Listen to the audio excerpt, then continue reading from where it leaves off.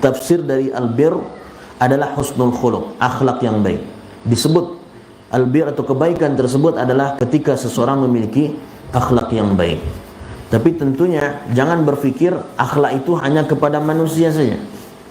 Seringkali orang yang menjadi penilaian orang adalah akhlak kepada manusia. Dan seringkali juga akhlak kepada manusia yang dianggap ini adalah sesuatu yang berlebihan. Contoh, ketika seseorang mau lewat, dikatakan berakhlak menurut sebagian besar manusia, banyak orang di sini dia mau lewat dikatakan berakhlak kapan atau gimana? Kalau dia merunduk dan sebagainya, baru dikatakan berakhlak. Jadi tidak mesti ya pandangan manusia tentang oh ini tidak berakhlak atau ini berakhlak itu menjadi patokan. Tapi tetap ajaran agama Islam lah yang menjadi patokan seseorang itu berakhlak atau tidak berakhlak. Ketika seseorang memang mungkin jarang bertemu dengan manusia, bukan berarti dia tidak hidup bermasyarakat. Bisa jadi ada orang yang setiap hari bertemu dengan orang lain, tapi pekerjaan di belakang mereka kerjaannya hanya menggunjing, mengadu domba dan sebagainya. Jadi lagi-lagi tidak bisa pandangan manusia yang sifatnya zahir menjadi patokan. Akan tetapi tentunya ya, kita berupaya untuk memiliki akhlak yang baik sebagaimana yang diajarkan oleh Allah Subhanahu wa taala dalam Al-Qur'an.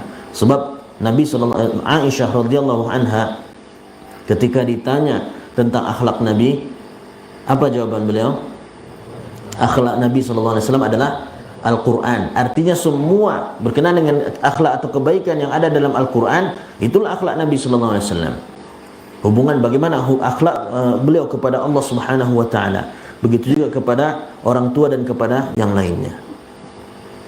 Tapi seringkali ketika berbicara tentang akhlak, yang dilihat hanyalah bagaimana menghormati yang lebih tua saja, hanya dari sisi ke atas saja.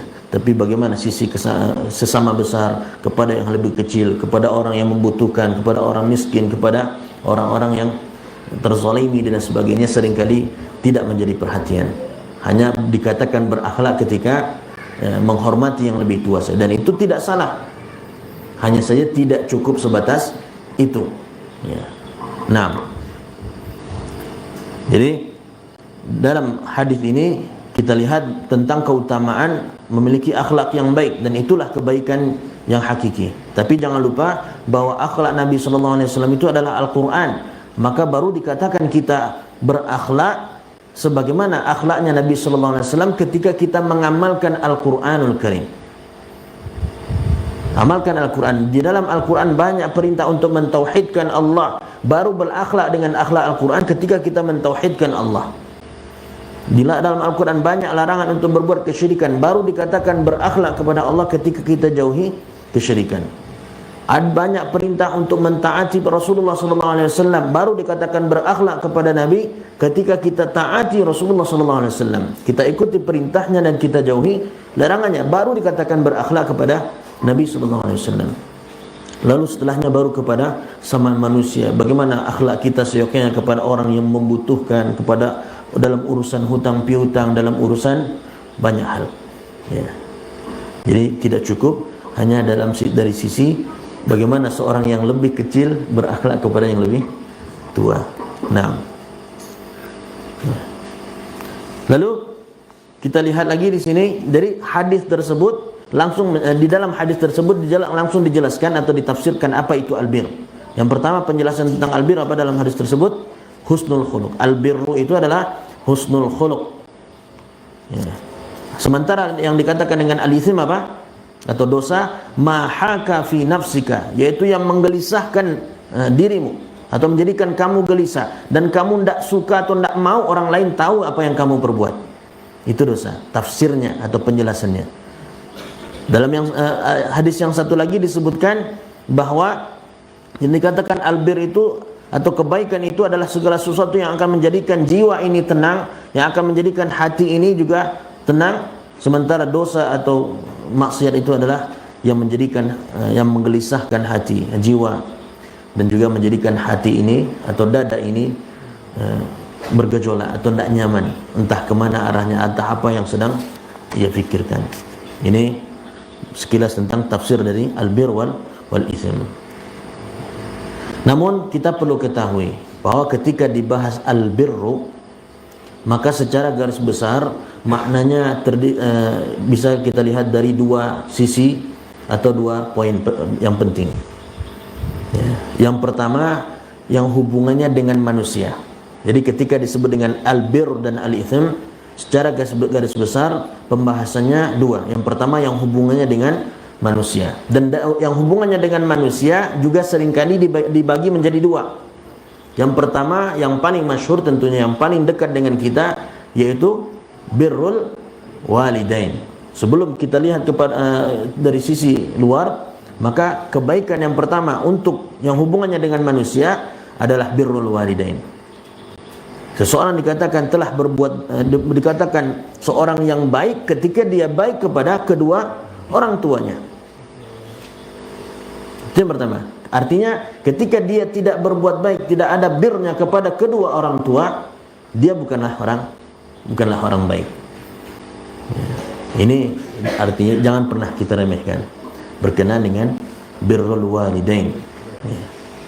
Itu yang pertama, bahwa hubungannya dengan kebaikan kepada sesama makhluk, kebaikan sesama makhluk, dan secara khusus yang pertama disebutkan yaitu birrul walidain, dan berkenaan dengan birrul walidain juga kita sudah bahas. Lalu setelahnya baru kebaikan yang sifatnya umum kepada semua makhluk, baik itu kepada manusia yang lebih besar, yang sama besar, yang lebih kecil, yang berbeda dari sisi suku, berbeda warna kulit dan sebagainya, atau kepada binatang, kepada tumbuh-tumbuhan dan semua makhluk Allah Subhanahu wa taala. Sampai kepada jin sendiri ada aturan-aturan tersendiri. Ya, jangan sampai kita melakukan beberapa hal atau hal-hal tersebut yang menjadikan mereka merasa terganggu dan kita nanti diganggu, waliyadzubillah. Begitu Islam mengajarkan secara lengkap. Jadi ada yang secara khusus disebut birrul walidain, dan ada juga yang sifatnya umum, berbuat baik kepada semua makhluk Allah, baik itu manusia ataupun tumbuh-tumbuhan dan juga hewan serta makhluk Allah yang lainnya. Ya, dan ini tentu masing-masing kita insyaallah sudah banyak mengetahui, sering mendengar bagaimana Islam tidak meremehkan berbuat baik kepada binatang. Ya, di antaranya disebabkan karena kucing, ya, disebabkan karena tidak memberi makan kucing atau membiarkan kucing biarkan dia kelaparan, meskipun ya, pelakunya, orangnya adalah orang yang taat kepada Allah dari sisi ibadah, tetap dia diancam neraka. Sebaliknya, ketika yang dibantu adalah seekor anjing, namun ketika dia ikhlas bantunya karena Allah Subhanahu wa taala, meskipun dia banyak berbuat dosa dan maksiat, bisa mendapatkan surga dari sisi Allah Subhanahu wa taala.